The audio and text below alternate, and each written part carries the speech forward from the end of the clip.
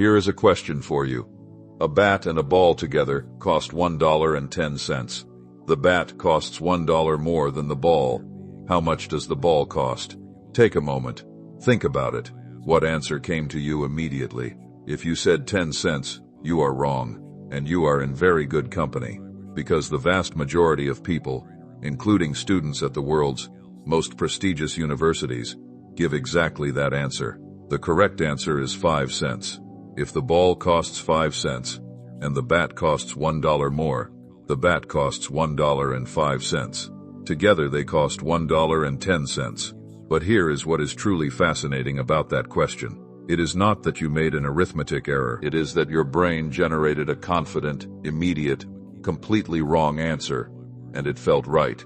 It felt so right that most people do not even stop to check it. They move on, certain they have solved the problem, entirely unaware that their own mind just misled them.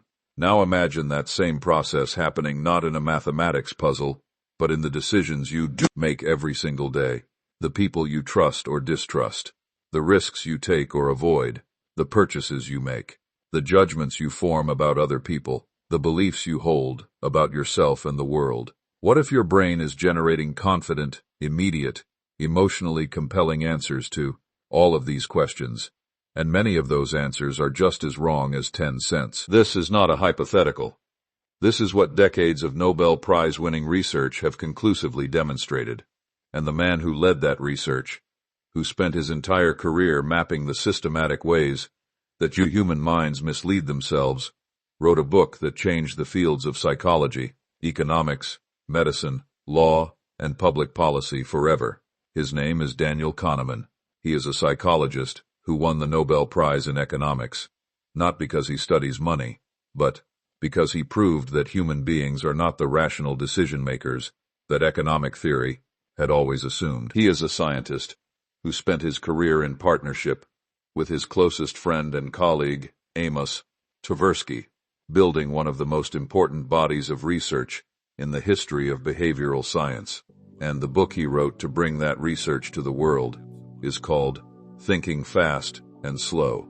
Today on Psychology Explorer, we are going to explore it together, deeply, carefully, in a way that will permanently change how you understand your own mind, your own decisions, and the extraordinary complexity of what it means to think at all. Before we dive into the ideas themselves, let us understand why this book matters so profoundly, and why its implications reach so far beyond the field of psychology into every corner of human life. We tend to think of our minds as reliable instruments.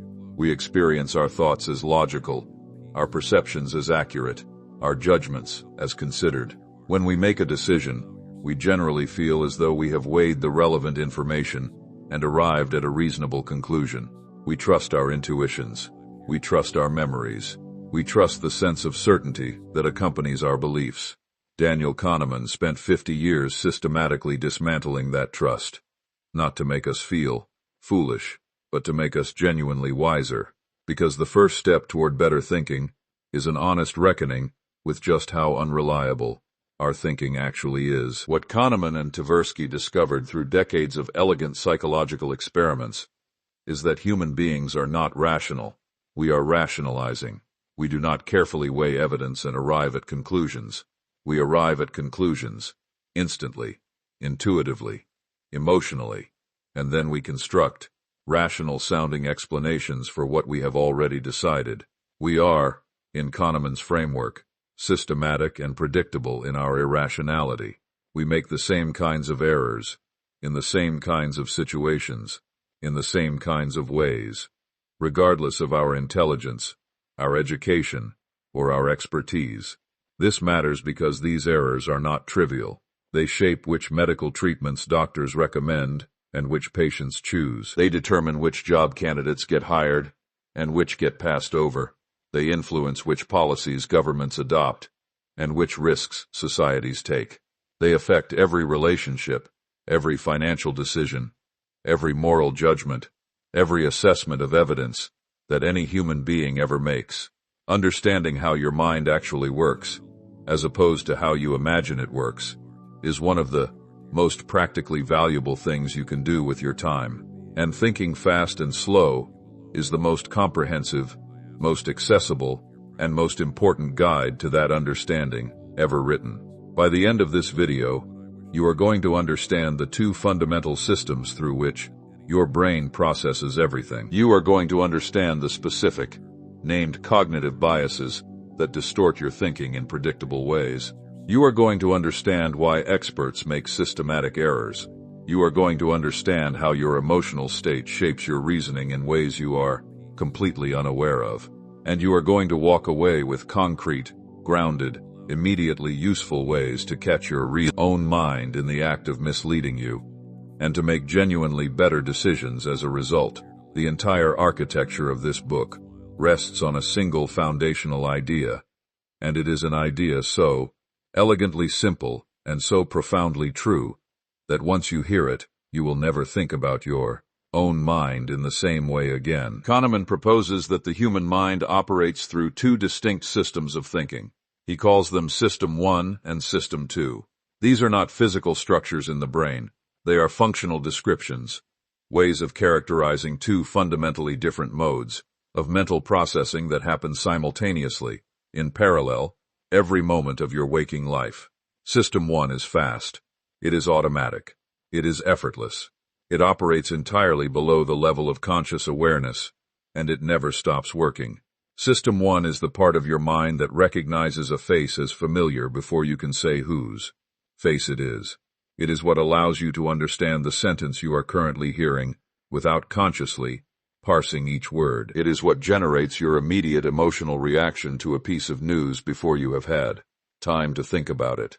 It is what tells you that a situation feels dangerous, or safe, or suspicious, or trustworthy, in a fraction of a second, without any deliberate analysis. System 1 evolved over millions of years to help us navigate a complex, and often dangerous, world with speed and efficiency. In the environments where human beings evolved, environments where threats could be immediate and lethal, where decisions had to be made in fractions of seconds, a fast, automatic, pattern-recognizing system was not just useful, but essential for survival. System 1 is extraordinarily powerful, and for the vast majority of the decisions we face in everyday life, it serves us remarkably well. System 2 is slow. It is deliberate. It is effortful. It requires conscious attention, and it has strictly limited capacity. System 2 is the part of your mind that engages when you are doing long division in your head, or carefully reading a contract, or trying to remember a phone number while simultaneously carrying on a conversation, or deliberately considering the pros and cons of a difficult decision. System 2 is analytical. It is logical. It can override System 1 when it needs to. But it is slow. It is tiring. And because it requires effort, your brain actively tries to avoid using it whenever possible. And here is the crucial insight that makes this framework so important. System 1 is always on, always generating instant answers, always feeding its conclusions to System 2, which then, far more often than we realize, simply accepts those conclusions without examination and presents them to us as the products of careful, rational thought. We believe we are thinking carefully when we are actually endorsing what our fast, automatic, pattern-matching system already decided milliseconds ago. We believe we are reasoning when we are mostly rationalizing. We experience the confidence of System 1 as the reliability of System 2. And that confusion, that fundamental misunderstanding of how our own minds work, is the source of an astonishing range of systematic errors in human judgment. The first category of errors that Kahneman explores with extraordinary depth is what he calls cognitive biases, systematic, predictable, reproducible errors in the way human beings perceive, remember, and evaluate information. These are not random mistakes. They are the predictable byproducts of the heuristics, the mental shortcuts, that System 1 uses to generate its fast, automatic answers. The first and perhaps most pervasive of these biases is what Kahneman calls the anchoring effect. And once you understand it, you will see it operating everywhere in your life. Here is how it works. When your mind is trying to estimate an unknown quantity, the price of something, the likelihood of an event, the age of a person, the distance to a location. It reaches for any available number as a starting point, and then it adjusts from that starting point. The problem is that it almost never adjusts enough. The initial number, even if it is completely arbitrary, even if it was generated randomly, exerts a powerful gravitational pull on the final estimate. In one of Kahneman and Tversky's most famous experiments, participants watched a wheel of fortune that was secretly rigged to stop at either 10 or 65. They were then asked to estimate the percentage of African countries in the United Nations. The people who had seen the wheel land on 65 gave estimates that were dramatically higher than the people who had seen it land on 10. A completely random, obviously irrelevant number had powerfully shaped their estimates of a completely unrelated factual question. Think about what this means in your own life. The first salary figure mentioned in a negotiation, the original price shown before a discount, the number a doctor mentions when discussing risk, the estimate a contractor gives before you get other quotes. All of these numbers are anchoring your subsequent thinking in ways you are entirely unaware of and almost powerless to correct simply by knowing about the bias. Anchoring is not a quirk that affects only naive or uneducated people. Kahneman documents study after study showing that experts, judges, doctors, financial advisors, experienced negotiators are just as susceptible to anchoring effects as anyone else. Knowing about a bias does not protect you from it. That is one of the most sobering and important messages in this entire book. The second major bias Kahneman explores is something he calls the availability heuristic, and it explains a great deal about why human beings are so systematically wrong about risk. The availability heuristic works like this. When System 1 needs to assess how common, how likely, or how important something is, it does not conduct a careful statistical analysis. Instead, it asks a much simpler question. How easily can I bring examples of this to mind? The easier it is to recall examples, the more common or important the thing feels. This works reasonably well in many situations. Things that are genuinely common tend to be easy to recall, but it goes badly wrong whenever the ease of recall is determined by something other than actual frequency. And in the modern world, with its 24-hour news cycles and social media, and emotionally compelling stories, an ease of recall is constantly being manipulated in ways that have nothing to do with statistical reality. Dramatic, emotional, vivid events are easy to recall, regardless of how often they actually occur. This is why people dramatically overestimate their risk of dying in a plane crash or a terrorist attack, both of which generate intense media coverage and emotionally vivid mental images, while dramatically underestimating their risk of dying from heart disease or diabetes, which are statistically far more dangerous, but far less emotionally salient. It is why a single memorable story of someone who was harmed by a vaccine is more persuasive to many people than mountains of statistical evidence about the vaccine's safety. It is why a crime that generates intense news coverage makes people feel that their neighborhood is more dangerous than it was before the crime rate changed. It is why we fear the wrong things, ignore the right things, and make systematically distorted assessments of probability in almost every domain of life. The availability heuristic is System 1 doing what it was built to do, using the information most easily accessible in memory to generate a fast answer. The problem is that in the information environment of the modern world, the most easily accessible information is almost never the most statistically representative information. The third bias Kahneman explores, and the one with perhaps the most profound implications for how we understand ourselves, is what he calls the halo effect. And it is so deeply embedded in human social cognition that recognizing it can genuinely transform the way you think about your judgments of other people. The halo effect refers to the way a single strong positive or negative impression of a person, formed on the basis of one characteristic, often within the first few seconds of meeting them, colors every subsequent judgment we make about them. If someone is physically attractive, we unconsciously assume they are also more intelligent, more competent, more trustworthy, and more morally virtuous than someone who is less physically attractive. If someone speaks confidently, we assume they know what they are talking about, even when their confidence has no relationship whatsoever to their actual knowledge or accuracy.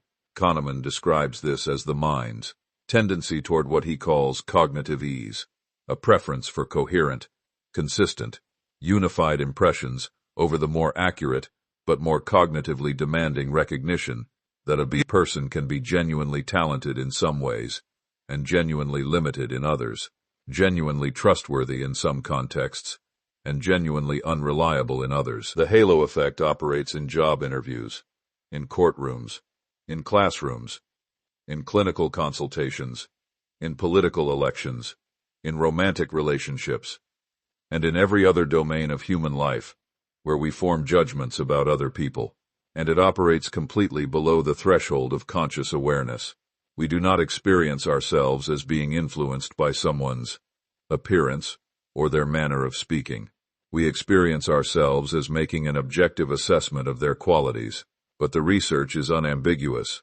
We are not. We are being profoundly and systematically influenced by factors that have nothing to do with the qualities we believe we are evaluating. One of the most important and most counterintuitive ideas in this entire book concerns what Kahneman calls the illusion of validity, the deeply human tendency to feel confident in our judgments precisely when the conditions for accurate judgment are worst.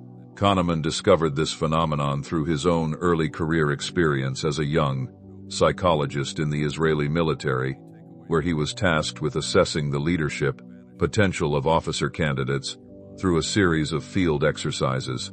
He and his colleagues would watch candidates work together to solve physical challenges and then predict which ones would succeed as officers. The predictions felt completely justified. Watching the candidates, the assessors experienced a powerful sense of genuine insight. They felt they could see exactly who had the qualities of a leader and who did not. The impressions were vivid and compelling and confident, and they were almost entirely worthless. When the actual performance of the officer candidates was tracked over time, the assessors' predictions proved to be barely better than random. The statistical feedback was clear and unambiguous. But, and this is the crucial point, knowing this did not change the experience of watching the next group of candidates. The sense of insight and confidence returned immediately, just as compelling and just as unjustified as before. Kahneman calls this the illusion of validity. The subjective sense of certainty we feel about our judgments is not a reliable indicator of their accuracy.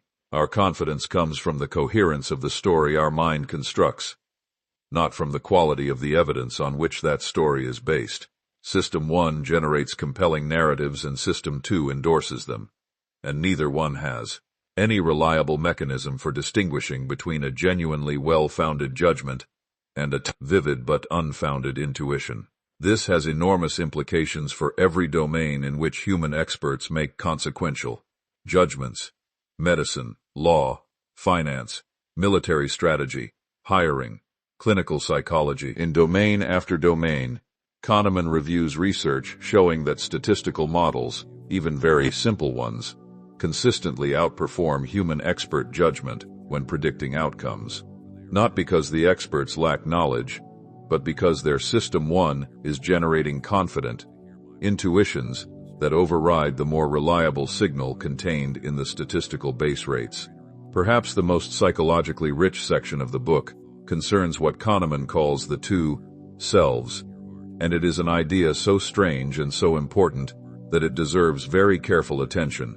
Kahneman argues that each of us contains not one self, but two: the experiencing self, the self that is actually living through each moment of your life, feeling pleasure and pain, comfort and discomfort, moment by moment in real time, and the remembering self, the self that constructs and stores narratives about experiences after they have ended, and that makes all the decisions about the future based on those stored narratives.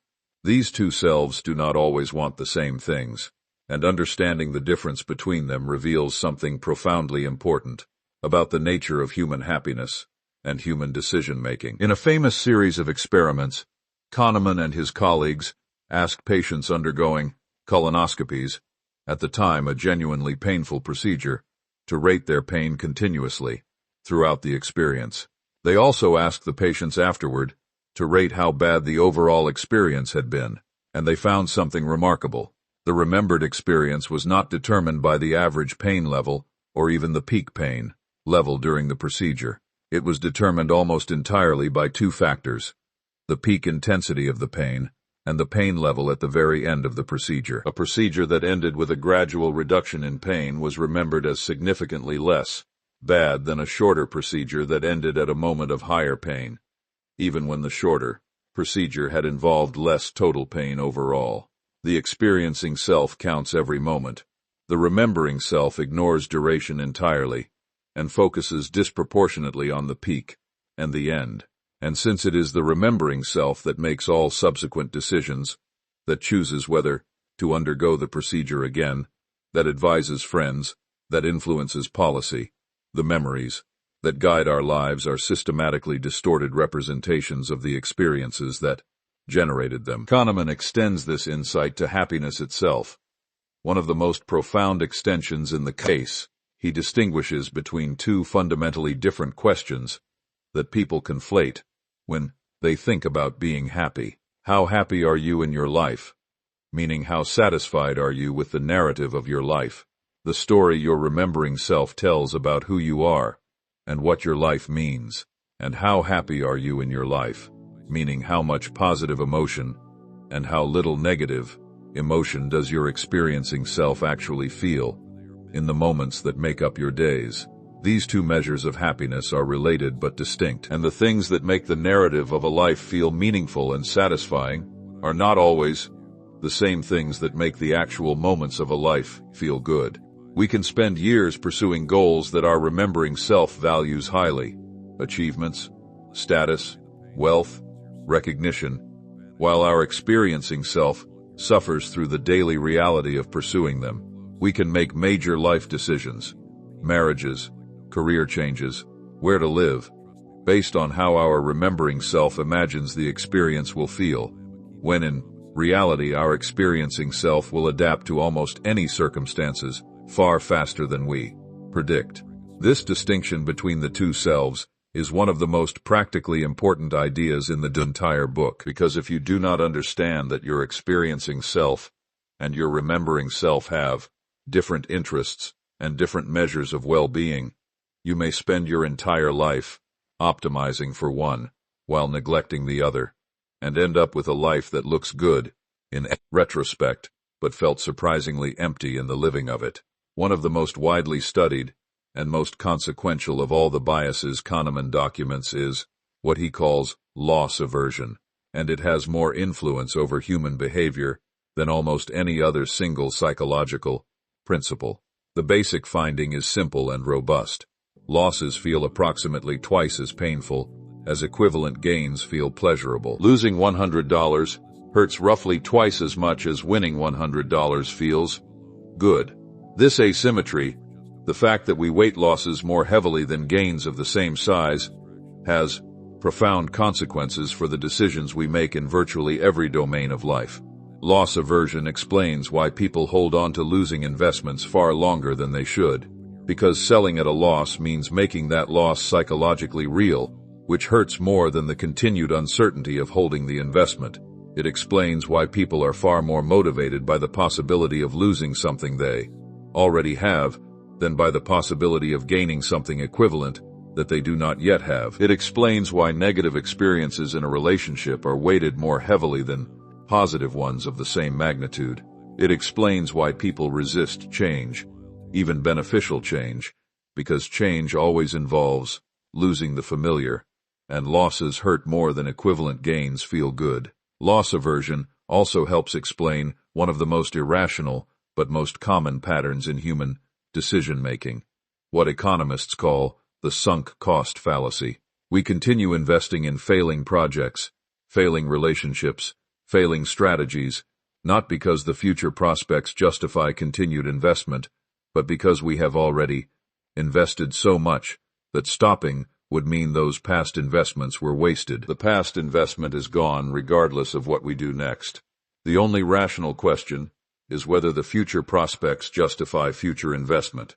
But loss aversion makes us feel the pain of accepting those past losses so acutely that we keep throwing good money after bad, or good time, good energy, good emotional resources, in a desperate attempt to avoid the psychological pain of admitting that something has failed. Another idea in this book that deserves particular attention is what Kahneman calls, "what you see is all there is," a principle he sometimes abbreviates as WYSIATAT, and it is perhaps the most fundamental mechanism underlying all of the biases we have discussed. WYSIATI refers to the fact that System 1 constructs its confident picture of the world using only the information currently available to it, and it does so without any awareness of, or curiosity about, the information that might exist, but that it does not currently have. System 1 does not say, "I have some information about this situation, but I am aware that I am missing important context that might change my conclusion." System 1 says, "Here is the information I have, and here is the most coherent story I can construct from it." And that story feels true. The less information System 1 has, in many cases, the more confident the story it constructs, because there is no contradictory information to complicate the narrative. This is why first impressions are so powerful and so difficult to revise.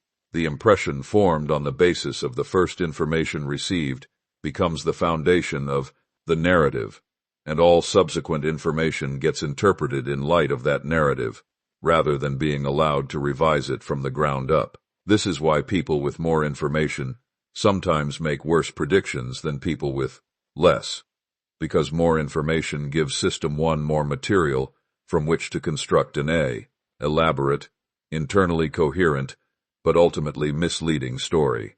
WYSIATI explains confirmation bias, the tendency to seek out and give disproportionate weight to information that confirms what we already believe. It explains why we are so poorly calibrated about the limits of our own knowledge.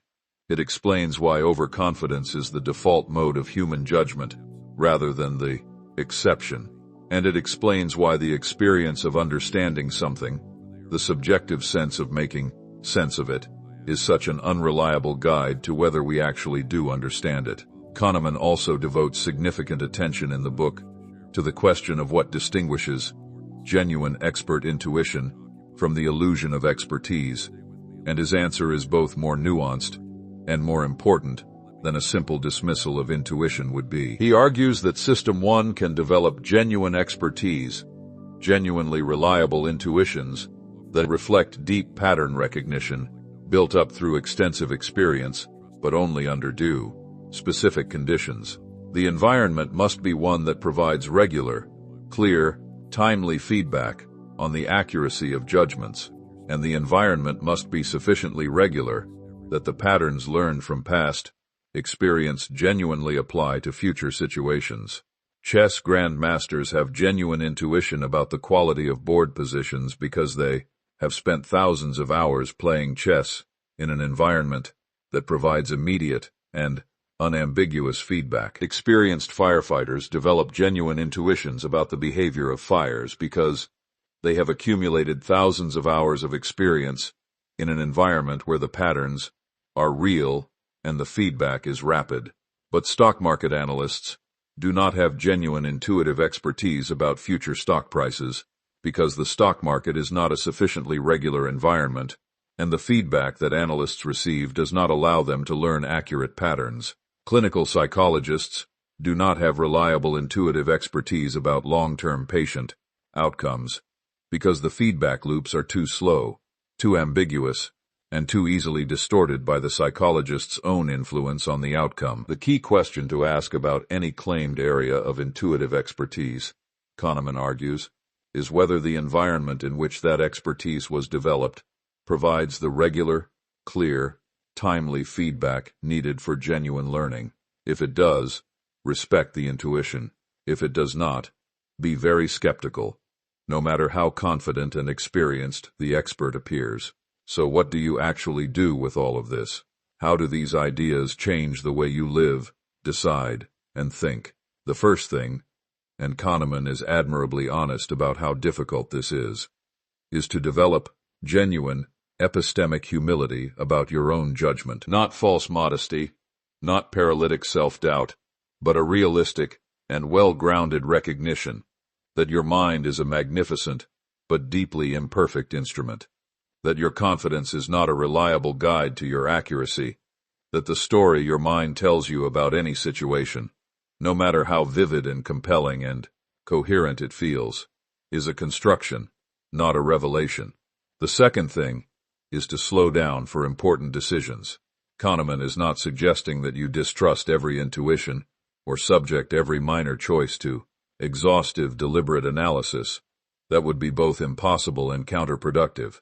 System 1 is right most of the time about most things, and its speed and efficiency are genuine virtues. But for decisions with significant and lasting consequences, major financial decisions, important relationship choices, significant professional judgments, deliberately invoking System 2 and forcing a slower, more deliberate, more effortful process is genuinely valuable.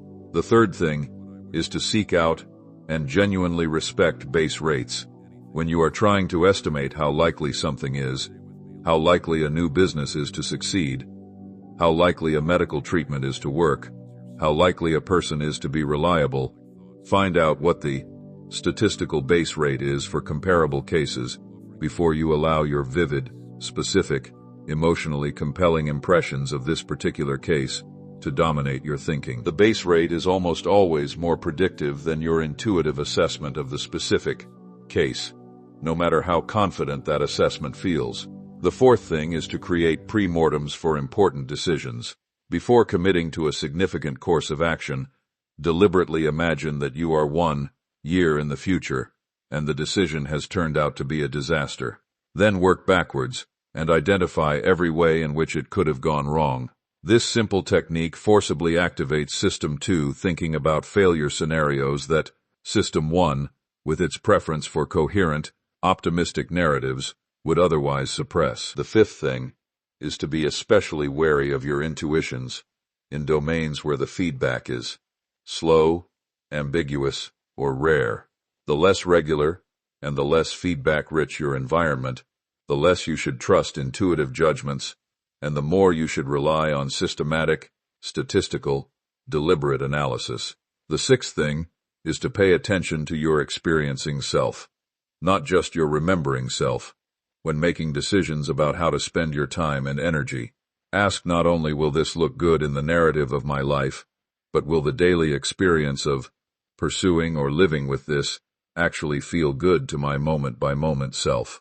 Both questions matter, and the second one is consistently underweighted in human decision-making. And the seventh thing, perhaps the most important of all, is simply to become a more careful observer of your own mind in action.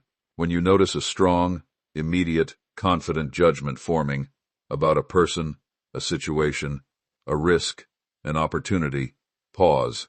Ask yourself what information System 1 is working with. Ask yourself what information might be missing. Ask yourself whether the confidence you feel reflects the quality of the evidence or merely the coherence of the story. Ask yourself whether a different framing of the same situation would change your response. These questions are not easy. System 2 finds them effortful, but they are among the most valuable questions you can ever learn to ask. Daniel Kahneman spent 50 years asking those questions.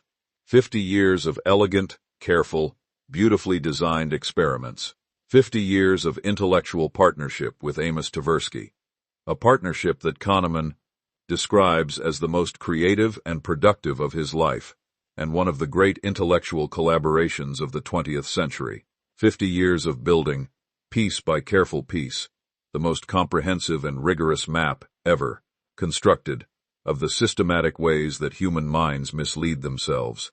And then he wrote, Thinking Fast and Slow, not to make us feel foolish for our cognitive limitations, but to make us genuinely wiser about them. Not to convince us that human judgment is worthless, but to help us understand precisely when and why it fails us, so that we can protect ourselves from its most costly errors.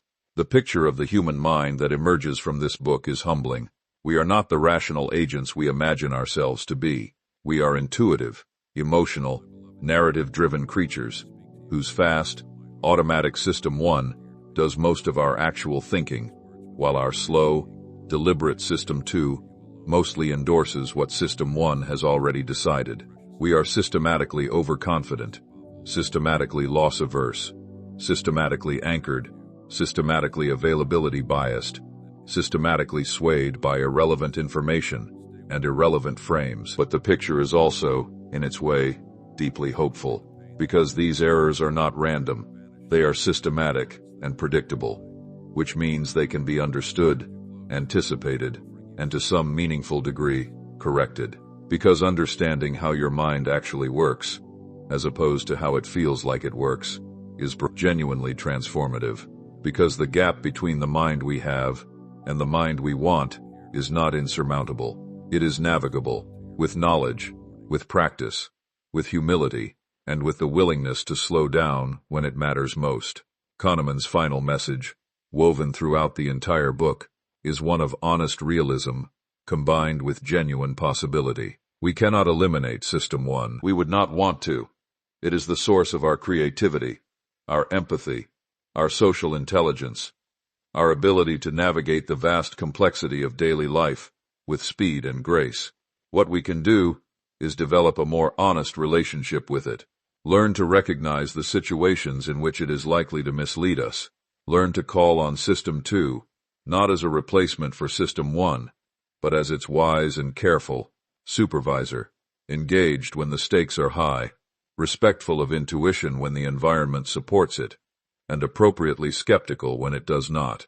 That is what Psychology Explorer exists to help you build: a wiser, more honest, more self-aware relationship with your own remarkable and deeply imperfect mind. One book, one idea, one exploration at a time. If this video opened something in you today, a question you had not thought to ask, a recognition of your own thinking in something you heard, a new curiosity about the extraordinary complexity of what goes on inside your own skull, then please subscribe, because every single week we go deeper into another book, another layer of the most fascinating subject on earth, the human mind, in all its brilliance and all its beautiful, systematic, entirely human imperfection. Thank you for exploring with me today. This has been Psychology Explorer. Think slowly when it matters. Trust your System 2, and I will see you in the next exploration. Disclaimer: all content on Psychology Explorer is strictly for educational and those informational purposes, and represents our own independent analysis and commentary on the published work of Daniel Kahneman. No original copyrighted text is reproduced. Psychology Explorer is not affiliated with or endorsed by the author, publisher, or any rights holder, and all titles and trademarks remain the property of their respective owners. Nothing in this video constitutes professional psychological or medical advice. Please consult a qualified professional for personal guidance. Subscribe to Psychology Explorer. New video every week. Decode your hidden mind.